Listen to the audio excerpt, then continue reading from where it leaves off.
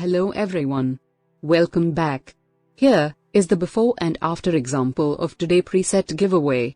You can use this preset on nature and street photography. In most cases these presets are one-click magic, but please remember that all presets work differently on every image. Because every image is different and shot in different lights etc. You'll need to tweak the exposure, white balance, after the preset is applied. Please watch the full video to understand the workflow of the preset.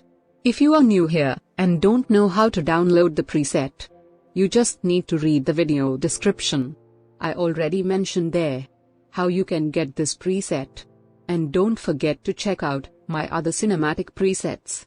Go to my channel playlist, or you can also click the I button to check my other presets as well. Thanks for being here. See you soon.